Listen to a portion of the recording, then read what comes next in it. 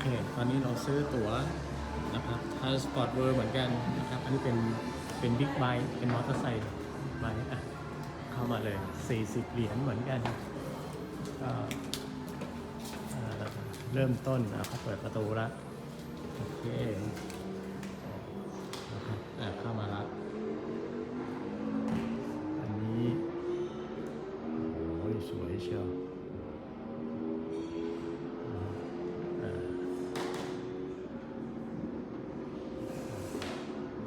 เป็นรถทหาร BSA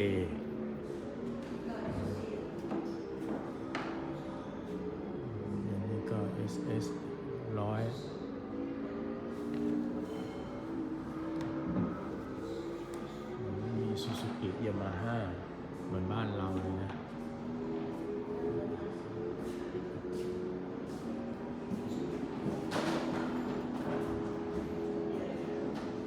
อันนี้ฮาร์เรย์แมชเรอร์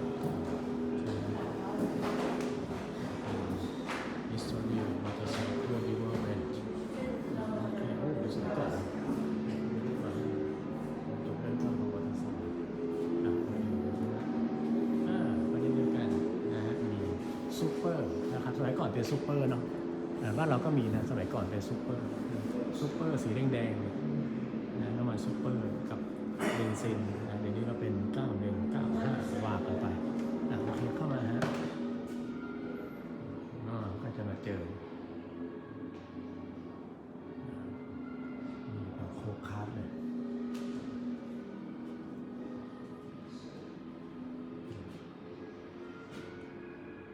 ก็อะไรสแปร์พาร์ทไป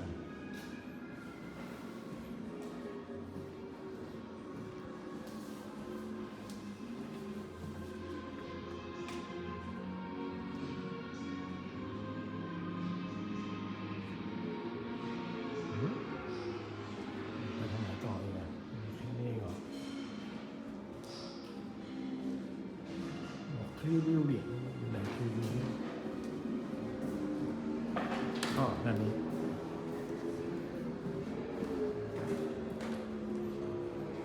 พอเข้ามาอันนี้เป็นของเชียร์เนาะเข้ามาดูด้านนี้ก่อนด้านนี้เอาก่อนรวมๆก่อนแล้วกันนะนี่เยอะเลยครับตอนนี้ขอเอาด้านนี้ก่อนด้านนี้เขาบอกว่าอะไร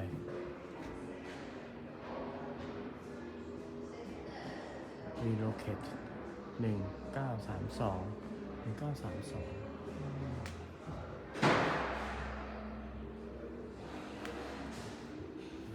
วอะไรเนี่ยโอ้ยากจังโอเค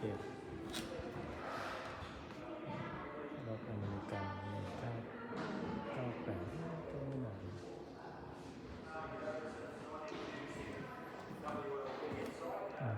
ตอนนี้ดูปีมันแล้วกันนะครับ1947รอท่านซีน348จะโซ่2ช่วงเลยหรือ1961รอท่านเหมือนกัน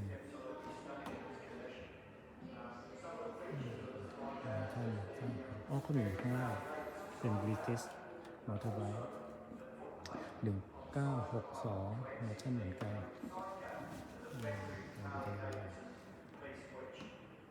สวยใช่คันที่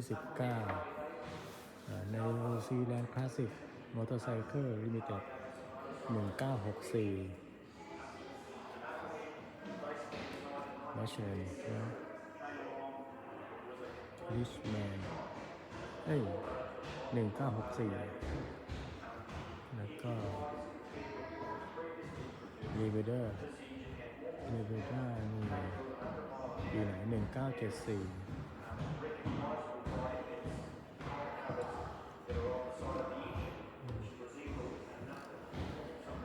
ตอนนี้ดูเคติ1980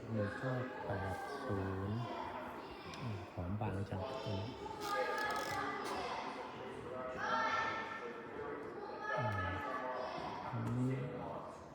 ติเหมือนกันส่วนใหญ่จะเคยเห็นแต่สีแดงดูเคติเนาะแต่ดูเคติเหมือนกัน1988 851 ซีซีอะไรนี้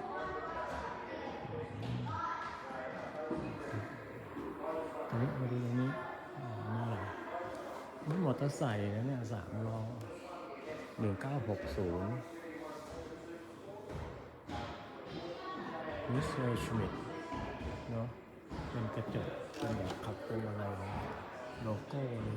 เป็นเหมือนตราเหมือนเบนซ์อะไรเงี้ยน่ารักดี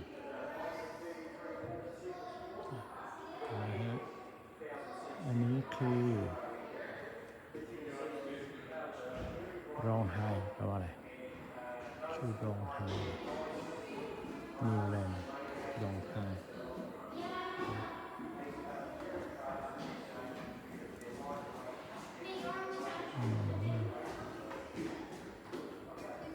อันนี้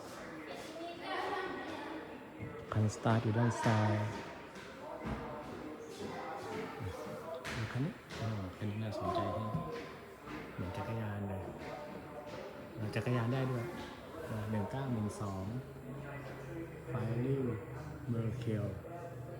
โมโคเขาเรียกโมโคครับนะครับอีกอันนึงว่าอะไรเนี่ยเจ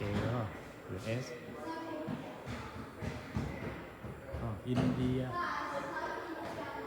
นิโคล่าโมเดลสวยเชียวอ่านได้ด้วย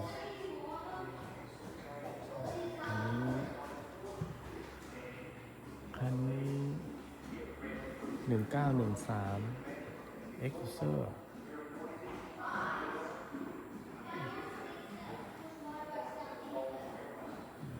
คันนี้1914รถอินเดียอินเดีย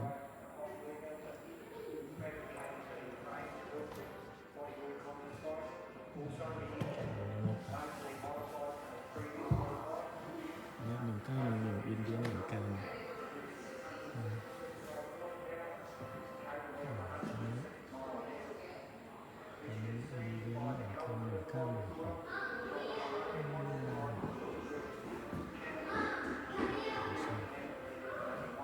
ให้จับได้ด้วยนะ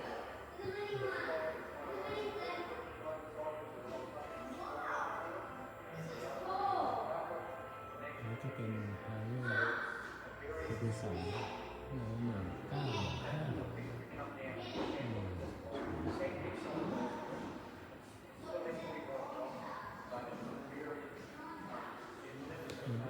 ไอ้ตัวฮาร์เลย์เป็นของอเมริกานี่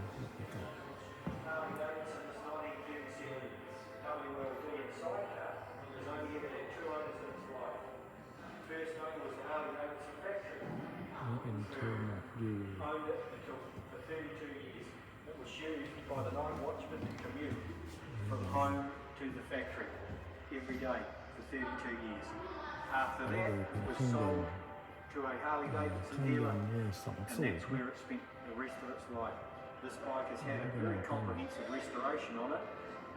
As you can see, it's absolutely stunning in its condition. Some of the features of this bike are is the factory Harley Davidson sidecar, but also the foot plate. เฮดิสัน To access the sidecar is a factory Harley นี่สี Davidson สวยเลยนะ piece, which is very rare and very hard to find. This knucklehead Harley Davidson ปี1917เฮดิสัน Harley เนี่ย Davidson motorcycles in this collection. The knucklehead was basically ก็ designed in อันนี้อันนี้เป็นอะไรเกียร์มันโอ้คันเกียร์ด้วยเกียร์ขึ้นลงอันนี้เป็นถังน้ำมัน This engine had more horsepower, capable of 100 miles an hour, ต่อมาเป็น recognisable like as rocket เป็น covers เฮดิสัน that are on the side of the engine. KJ 1930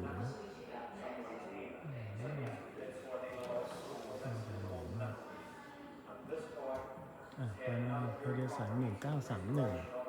with a very, it does minimal loss, 170 เป็นฮาร์เลย์ดิวิชั่น1952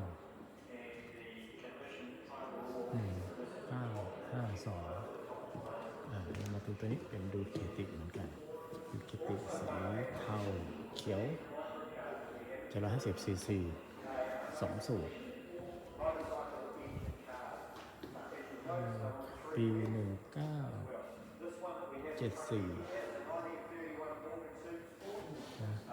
ดูด้านนี้เสร็จปุ๊บ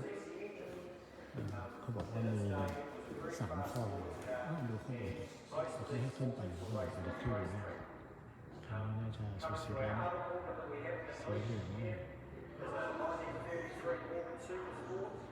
with an air-cooled 1000cc KPOR engine. So you can see there's ประมาณท่านี้ต้นคันนี้อินเดียนเหมือนกัน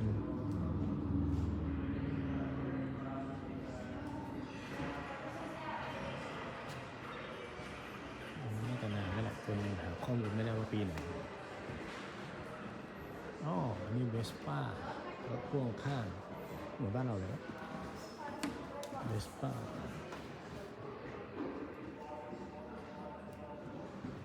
1970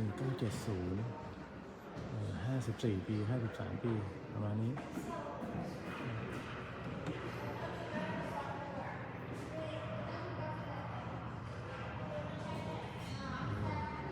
อันนี้รอสซูเปอร์1936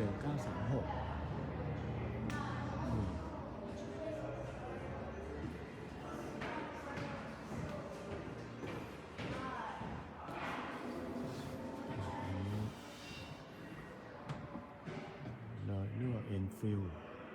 บูเลต1936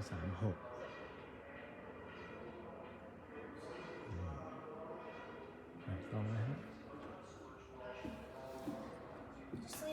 ต่อมาอันนี้ AJS ว่ะใช่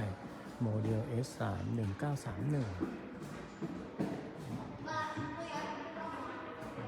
ตัวนี้เฮนเดอร์สัน1935เฮนเดอร์สัน1935อ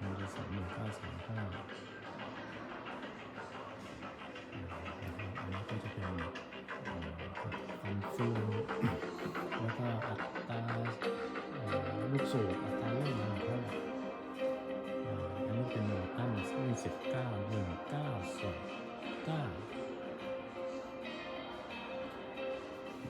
ี่เป็นปีกเลยนี่เห็นได้ไหมโอ้ได้อยู่ดิดูหัวเทียนอะไรนะหัวเทียนโอ้ดูหัวเทียนเหมือนบ้านเราเลย NGK เนี่ยหัวเทียนเด็กๆใช่ไหมเลยอันนี้ Royal Ruby 1914อันนี้น่าจะเป็นก๊อกนะนิเกียนะครับอันนี้ก็น่าจะเป็นคาร์บูเรเตอร์เนาะน้ำมันลงหลักการโอ้ดูโซ่ดิอันนี้โซ่มันเป็นโซ่แบบคล้ายๆสายพานนะมาต่อกันโอเคต่อมาฮะคันนี้อะไรเนี่ยโอ้คันนี้ AJS ไม่มีรายละเอียดบอกอยู่1928 250ซีซีแล้วก็เอาตัวข้างล่างก่อนข้างล่าง Royal Enfield 1960นะครับข้างบนเทมโม่อะไรไม่รู้1965อังกฤษคันนี้ข้างบนสวยดีดูข้างบนเป็น1936ลูจิอันนี้ Royal Enfield อันนี้เครื่องยนต์อันนี้ เป็นโลหะหล่อเนาะอันนี้น่าจะเปลี่ยนมาแล้วแหละเนี่ยตะแกรงโป๊กเลย1959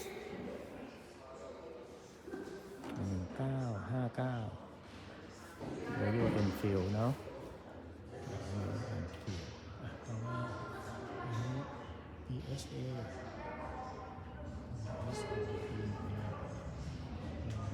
931 500 cc นี้นะ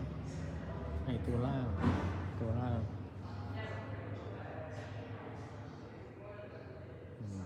ส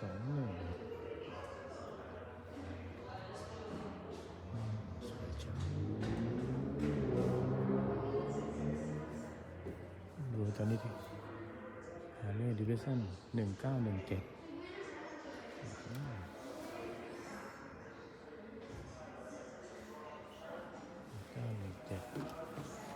โอ้คุณภาพของเหล็ก1917เนี่ยนะหามูลค่าไม่ได้ตัวนี้แพงจัดแน่หายากเลยนะแล้วก็ PSA 1963 A65 คำว่า A นี่มันเหมือนสมัยก่อนมอเตอร์ไซค์ซูซูกิ A นะ A100 นะ A80 อะไรเงี้ย A คำว่า A นี่คืออะไรไม่รู้โอเคข้างบน1937โอ้ BMW เด้ข้างบน BMW ว่ามันจะเคยเห็นที่บ้านเราต่อมามี SA ฮะ1914ลองดูดิสูบเดียว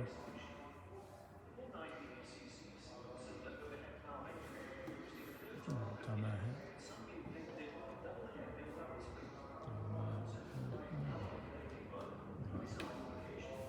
1924อ่านว่า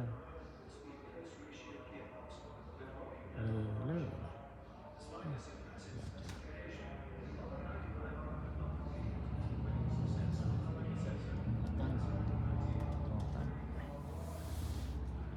ต่อมาโอ้คันนี้สวย1902เนี่ย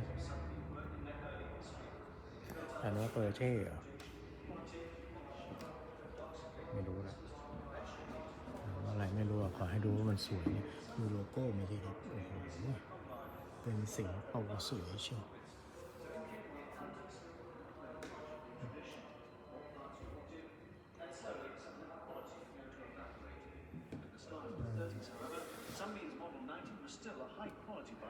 Based on their 1929 Isle of Man Senior TT winner and had enthusiastic following. By 1933, it was getting rather dated and was superseded by the model 95R Racer, on which this แต่อินเดียนไม่เคยเห็นบ้านเรานะหรือจะมีกลุ่มเฉพาะกลุ่มของเขาอะ1928 Big Shape 1,206 ซีซีนะโอ้ทำไมเล่นได้จริงเหรอเอามัน2 สูบเด้ทำไมฮะอันนี้คืออินเดียนเหมือนกันเป็นรถทหารอินเดียนอาร์มี่1942นั่นอันนี้เป็นตัวนี้เป็นคอยเนาะถ้าจำไม่ผิดเป็นคอยตอนนี้จะเป็นคอยอยู่แล้วก็จะมีอะไรเป็น CDI ใช่ไหมสมัยเด็กๆจำได้อยู่อินเดียนฮะนี่ก็อินเดียนเหมือนกัน1947เป็นรุ่นเชฟนะอินเดียนสวย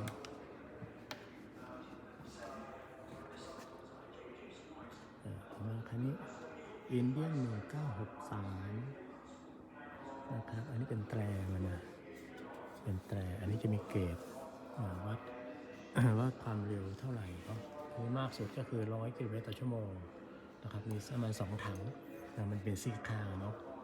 อันนี้ก็คือเกจวัดน้ำมันก็มีสวิตช์ปิดเปิดสวยดีเงาวับอินเดียน1936ต่อครับอินเดียน1941อันนี้4 สูบนะครับ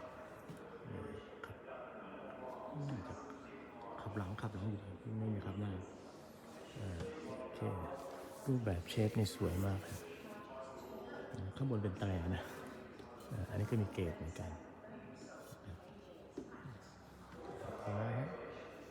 อินเดียน1948คันสตาร์ทแต่อยู่ข้างล่างน่าจะหนักเหมือนกันอินเดียน1948เชฟนะวิ่งได้120ใหม่มานานแล้วอันนี้ได้อะไรตอนนี้การเข้าเกียร์ทำไมไม่เกียร์ตรงนี้โอเคต่อมาอินเดียนเหมือนกันครับอินเดียนอันนี้2 สูบ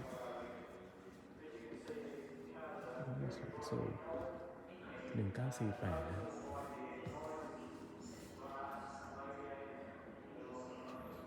ต่อมาครับเสรีเชียว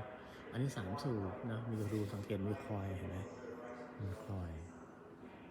นะแล้วก็ตัวนี้1941อินเดียนเชฟเหมือนกันตัวนี้เมื่อกี้เรายังไม่ได้ดูตัวนี้ตัวนี้เรามาดูไอ้ตัว แมชเชลใช่ไหมอันว่าแมชเชลเล็ดอะไรไม่รู้มีตัว M ด้วยกันเนี่ย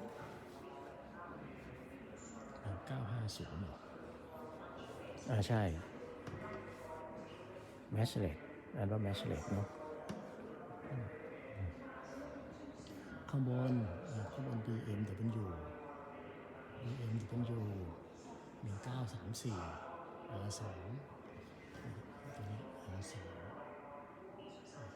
ต่อมาข้างล่างครับ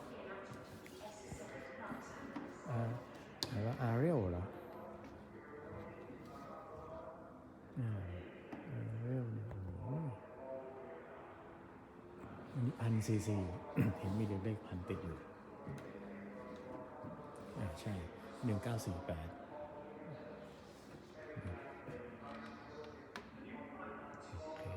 แล้วก็อันนี้คืออะไรแบตเตอรี่ใช่ไหมอันนี้เป็นแตรมีแบตเตอรี่ดูเบาะนั่งคนข้างหลังดิฮะกระเปียกเองต่อมาฮะแล้วอะไรรูจี้เหรอ1938นะไอ้ตัวข้างบนหน้าตาอย่างนี้กับไอ้ถังน้ำมันอย่างเงี้ยดูเคติ1966โอ้แก่กว่าเราอยู่เว้ยมาร์ค3โอเคต่อ VSA ตัวนี้ VSA ตัวนี้1956รู้ว่าถูกตัวนี้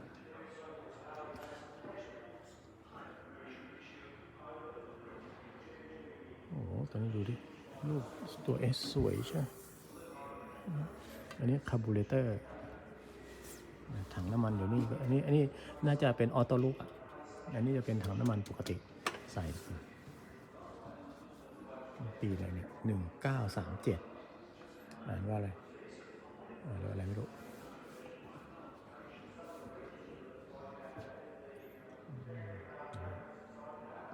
ต่อมา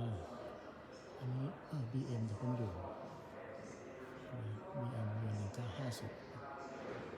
แล้วก็ตัวนี้อะไรอ่านว่าอะไรไม่รู้จอไม่รู้ยากจังBM ผมอยู่ไม่ใช่จอจริงด้วย1916อันนี้เป็นฟันเฟืองอย่างเงี้ยนี่มันเป็นเฟืองที่สลับกับไอตัวเกียร์ให้มันเป็นเหมือนจะทอร์กเพิ่มทอร์กลดทอร์กอะไรเงี้ยแรงบิดให้มันขึ้นทางเขาทางชันแหละ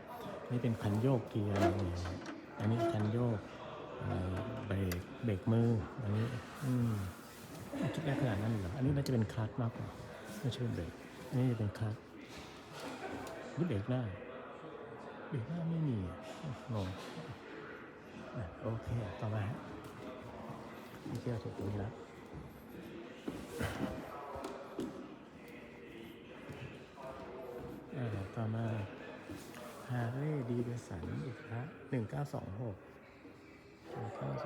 ดูอ่านมาดิครับดูบอกมาโอ้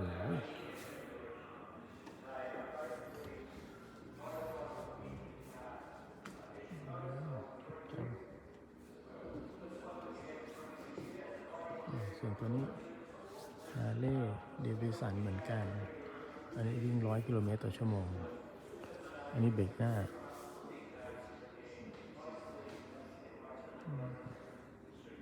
อันนี้คอย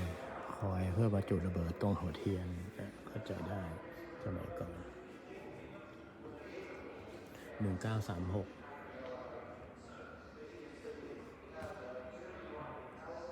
ส่วนตัวนี้ฮาร์เลย์ดีเวสันเหมือนกัน1949นี่เริ่มโมเดลนี่เริ่มเข้ารูปทรงละเริ่มเปลี่ยนมาหน่อยดูเบาะดูอะไรต่างๆเห็นได้ชัดเจนเลย1949รถคันนี้โอ้ยเป็นรูปนี่เลย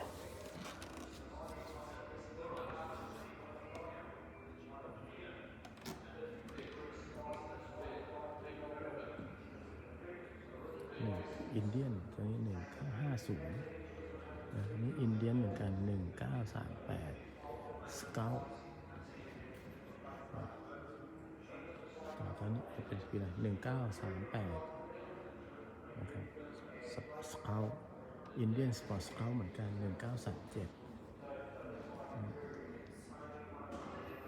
โอเคต่อมาตอนนี้แคลิฟอร์เนียยี่ห้อรถตอนนี้ไม่มีน่าจะใหม่อยู่หลุด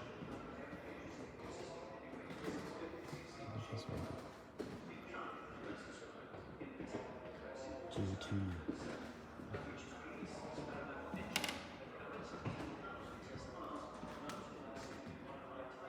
โมโต้ไซกี้1971โมโต้ซูจิอ่านแล้วยากเหลือเกิน1974วันนี้มาเจอ1902อ่านว่ามาสโตซาโครเซของสวิตนี่สมัยก่อนนี่เขาใช้น้ำมันก๊าซใส่นะแล้วก็จุดอัดแก๊สก็เหมือนตะเกียงเจ้าพายุบ้านเราแล้วก็ให้ฉายไฟออกมาแล้วก็ความร้อนออกมาเคยเห็นอยู่ตอนเด็กๆแต่ว่ามันไม่ใช่1902นะอายุยังไม่ถึงขนาดนั้นก็โซ่เหมือนกันฮะใช้โซ่เหมือนกันโซ่มันคงใช้ความร้อนในการประจุเรื่องของให้จุดระเบิดแล้วก็สังเกตว่าตอนเบรกเนี่ยมันจะใช้นี่เล็กกว่าของล้อมันตัวนี้อินเดียนเหมือนกันอินเดียน1915อินเดียน1915ดูไฟเดียวดูที่ผมว่ามันแค่ต่อมาอินเดียนฮะอินเดียน1923อินเดียนบิ๊กเชฟนะฮะ1923น่าจะวิ่งไม่มีใหม่ด้วยอันนี้เป็นโชคอันนี้รถทหารสมัยก่อนสงครามโลกบ้างเลยสงครามโลก1918นะExcelsior นะชื่อมันเป็น Excelsior 1918ต่อนะฮะตัวนี้ก็เป็นรถทหารเหมือนกัน AJS นะครับ AJS อันนี้น่าจะ60 กิโลเมตรต่อชั่วโมงงานนี้น่าจะเป็น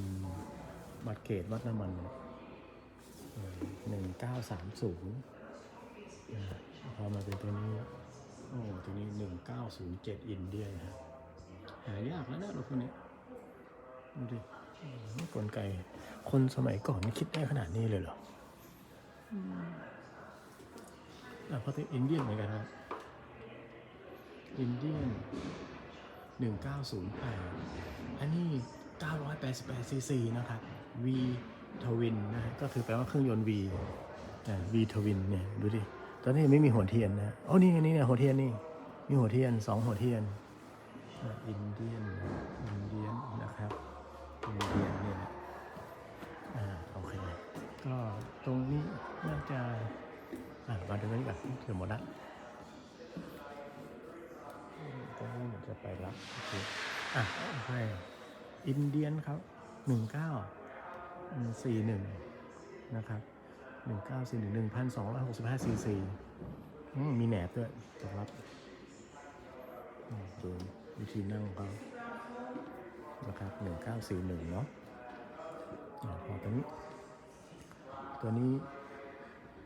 ยี่ห้ออะไร1964 Panther นะครับ Panther 1964 Panther แล้วก็คันนี้ชื่อสวยจังมีแต่โชคมีเป็นโชคนี่เป็นแบบสปริงนะเนี่ยดูดิสปริงเข้าใจคิดเด้มี2สูบมี2หัวเทียนเนาะ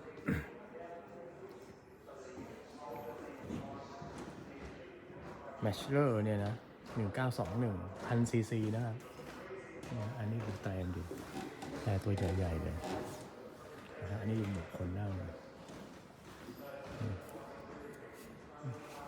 มียางอะไรด้วยตอนนี้โอเคในโซนตำรวจใช่อันนี้เป็นติดแต่นะอันนี้ก็เป็นไฟที่แบบใช้น้ำมันก๊าซแหละ1925นะนอตัน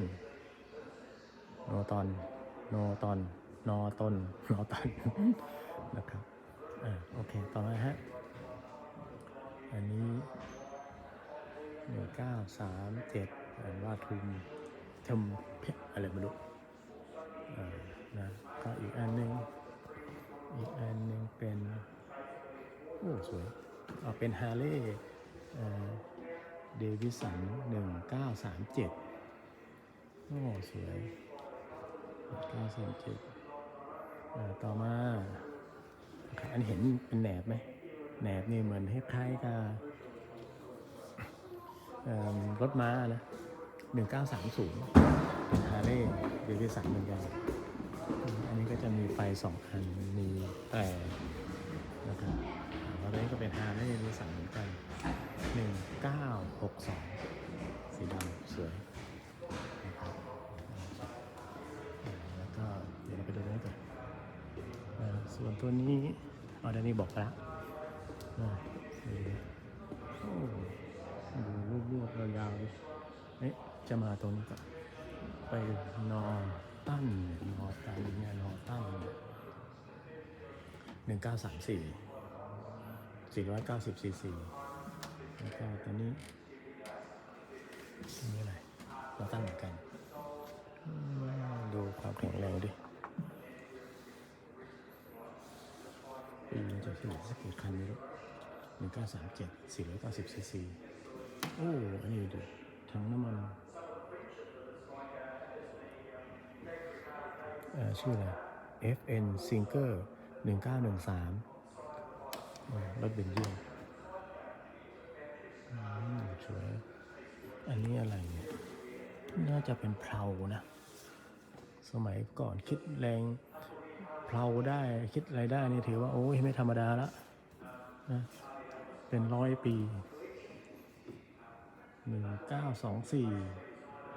ตัวนี้1924อ่านว่าซันบริมเดอะซันบริมสวยจังพอมาคันนี้เป็นฮาร์เลย์เดวิสันเหมือนกัน1928สวย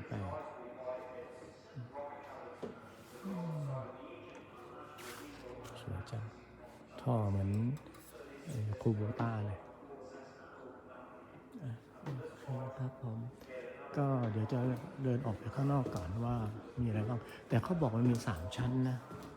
เมื่อกี้มันบอกว่า3 building ห้องชั้นนี้เราเรียบร้อยแล้วอ๋อนี่ทีเดี๋ยวขึ้นมาชั้นบนดิ อันนี้ข้างบนเขาก็จะแต่งให้เป็นอย่างนี้นะครับ แล้วก็เราเดินขึ้นไปอันนี้มอเตอร์ไซค์เล็กอยู่เอง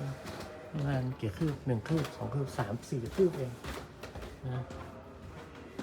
อันนี้1921 The Mighty Atom นี่100cc โอ้เล่นเด็กดิเดี๋ยวเราเดินมาข้างบนนะครับ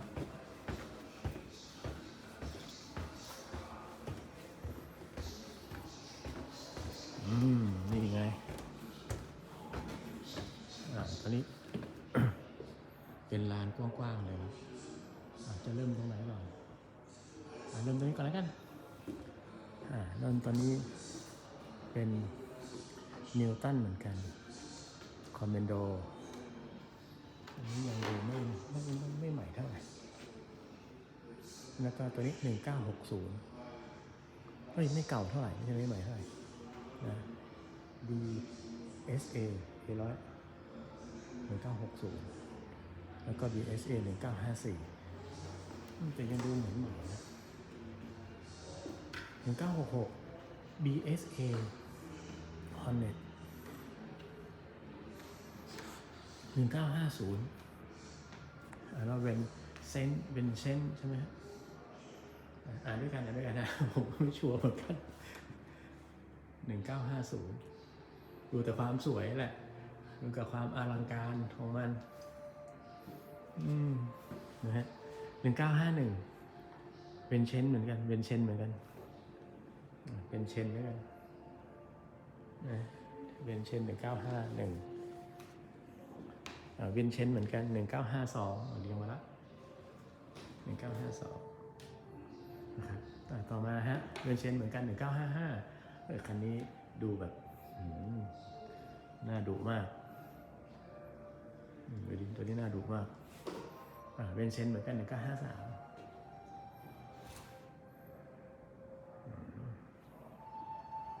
นี่เราดูว่าสมัยก่อนเนี่ยวิธีการสเปซเรคคอร์ดเนี่ยของเขาเนี่ยเขาไปยังไงจริงๆมันมีวิดีโอนะแต่ผมทำไม่เป็นก็ไอตัวนี้คือเครื่องยนต์สมัยก่อนนี่ดูฮะ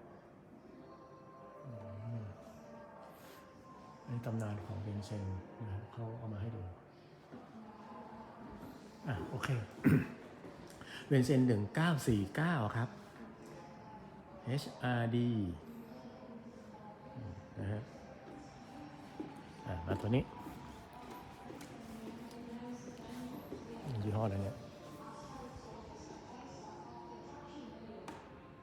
วีโร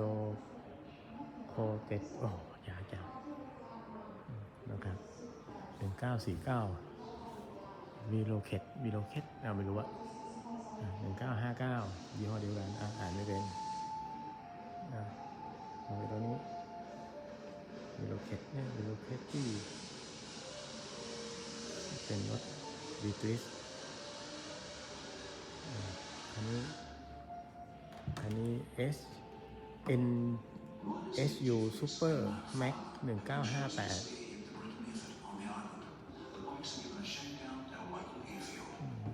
สวยจังวิ่งได้กี่กิโลเนี่ยประมาณ140เลยนะเนี่ยทำไปเล่นไปนิวซีแลนด์นิวสันอินเมย์เขาก็บอกเขาซื้อมาเมื่อไหร่ดีสกอต1929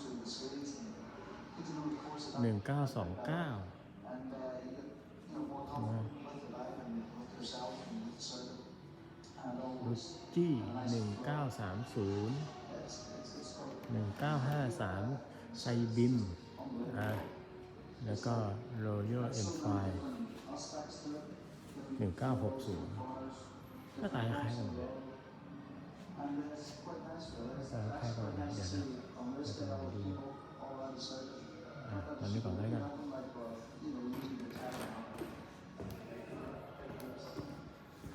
1913ทรุมพี่อะไรนี่ทรุมปี้1913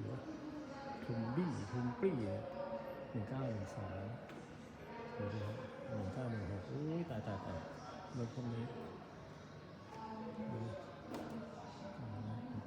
ถ่ายไปทั่วๆแล้วกันนะ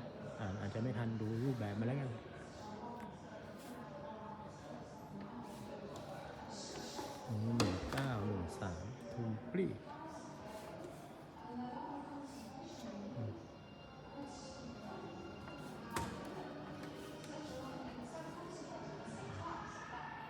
โอเคในกลุ่มนึงในกลุ่ม BMW 1960นี่1959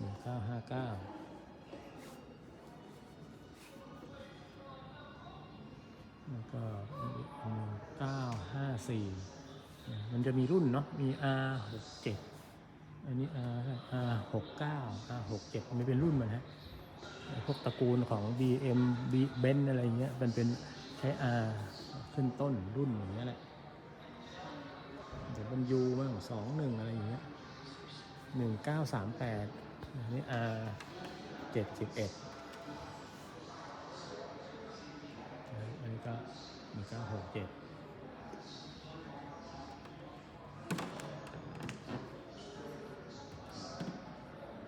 อันนี้ก็1962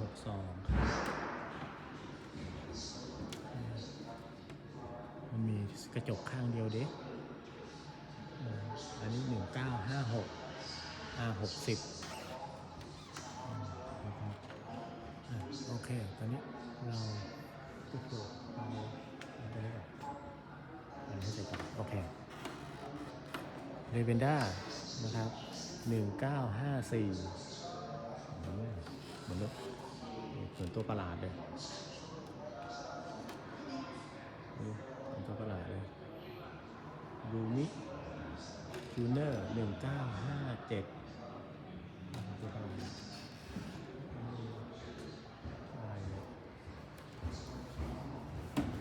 โมโต้1938โมโตเหมือนกันนะครับอันนี้โมโตเหมือนกันแต่1960นานแล้วนะ1960นี่ก็50 กว่าปีที่แล้วได้ขนาดนี้สุดยอดแล้วขอมาดูด้านนี้ก่อนด้านนู้นนี่คือมันเป็น2 คันออสตาไม่ใช่ MV ออกัสตา2000ใหม่ๆอยู่เนาะโอเคตอนนี้ BMW 1959คลาสสิกจริงครับตัวนี้26ผมเคยเห็นคันนี้เคยเห็นตั้งแต่เด็กเห็นบ้านคนอื่นเขานะมันคนมีตังค์อยู่แถวหมู่บ้านเนี่ย200 กว่าซีซีอันนี้ก็จะเป็น1925นะครับอันนี้ Ambassador นะอะไรไม่รู้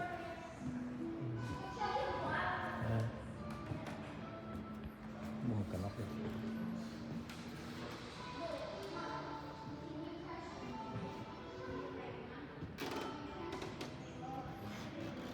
ดูจนหน้าตาเลย1937 The Emperor ดีรับหมอต้านอยู่เหมือนกัน1938นี่คือจิสอันนี้ BSA 1924ข้างล่าง1910 March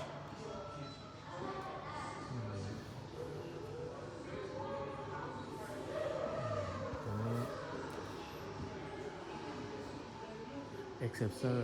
1935เหมือนซูซูกิเลยตัวนี้แล้วก็1955ตัวนี้คือ Humber 1928ตัวนี้คือทัมฟี่1939อันนี้ทัมฟี่เหมือนกันเพราะอันเป็นทัมฟี่นะครับไม่ชัวร์นะฮะ1939คำว่าไทเกอร์หน้าตาเป็นนี้นี่เองเหรอไอเสือ Arrow 1929นะครับ1929 Arrow ส่วนตัวนี้โมโตบิ1960 Impro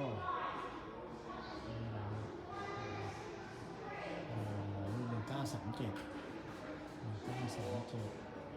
Relocated นี่เป็นรถอังกฤษ1930 The Emperor เป็นรถบริติชเหมือนกัน Moto Harilla 1957 อันนี้ไม่มีไฟนะ เหมือนสังกะสีหรือกระทะอะไรไม่รู้ส่วนตัวนี้นอตัน1938ที่จริงนอตันบ้านเราไม่เคยเห็นนะหรือมีแต่เราไม่รู้เรื่องตัวนี้มันจริงๆแล้วตอนนี้อะไร1965ทัมปี้นะส่วนตัวนี้สวยเชียวจริงสนใจแต่รถยนต์พอดีมาเจอรถนี้ชอบเปลี่ยนใจดีไหมคลาสสิกเดี๋ยวกลับไปจะหาสักคันดิส่วนตัวนี้1920ว่าอะไร NUT ชื่อนุชเหรอ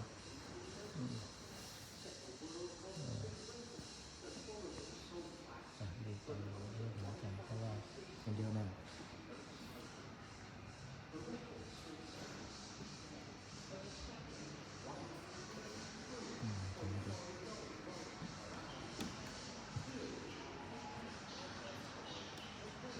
เหมือนก่อนคิดได้ขนาดนี้เลยจับซะหน่อยฮะเป็นบุญของมโนมันนะครับที่ Invercargill นะครับ Invercargill แหละสำเนียงเขาจะแปลกๆนะคือขนาดเรามีเพื่อนอยู่ที่นี่ประมาณ10 กว่าคนนะแต่ละบ้านแต่ละเที่ยวแต่ละเมืองที่มาเนี่ยแต่ละคนสำเนียงไม่เหมือนกันนะเราก็สับสนยิ่งไม่เก่งอยู่ด้วยต้องขออภัยแต่อยากแชร์ให้เพื่อนๆได้เลยInvercargill นะครับมันเป็นเมืองที่สะดวกสบายนะอากาศดีนะ1957เป็นทำที่เหมือนกันแล้วตอนนี้ชักจะวนแล้วมันเยอะกันเดี๋ยวอันนี้ก่อนมีเบอร์หนึ่งที่เห็นมีลำดับเอาไปเอามาไม่ได้ละมันเยอะจัดแล้ว AJS 1936ดิไอโรเยอร์นะมีฮัสสันไปอย่างนี้แล้วกันนะครับเพราะเวลาเยอะมากเลยมันจะไม่หมดลองดูกัน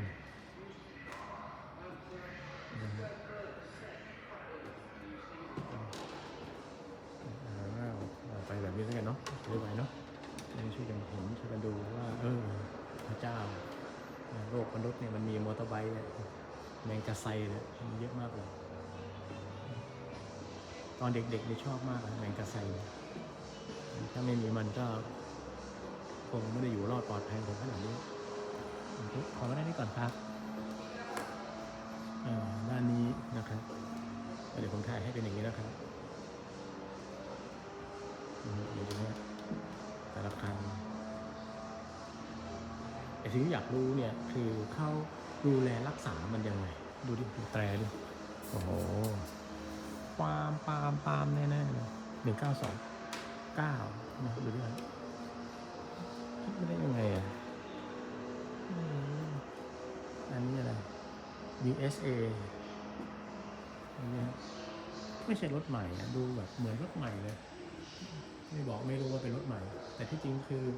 1953 60-70 ปีครับนะฮะมาดูดิโอ้โหคันนี้สวยคันนี้ขออ่านฮะคันนี้คือ1922นะอ่านว่า NER Near A Car Single ไอ้Nimbus ใช่เปล่าใช่1924สวยจังเท่มากดูดิดูคันนี้เนี่ย4 สูบนะครับเนี่ยดูดิคันนี้1912 XNC นะอ่านว่า Slender ไม่ใช่ Slender จริงเลยพอดูเมื่อกี้มันเป็นอันนี้น่าจะเสร็จไปแล้วน่าจะเรียบร้อยไปแล้วแบบนี้นะครับผมให้ถ่ายให้ดูอีกทีนะนี่ฮะอันนี้คือชั้น3ฟอ3ของเขานะครับนี่รวบเลยฮะนี่ฟอ3ของเขาตอนนี้ก็น่าจะ finish แล้วนะครับเขาบอกว่า finish แล้วไม่เป็นไรออกแล้วนะครับก็มาแบ่งกันดูนะครับถ้าชอบกดไลค์กดแชร์ด้วยกันแบ่งปันกันครับนะเราก็ให้มีโอกาสมาถ้าใครมีมาก็มาแชร์กันนะครับโอเคครับสวัสดีครับ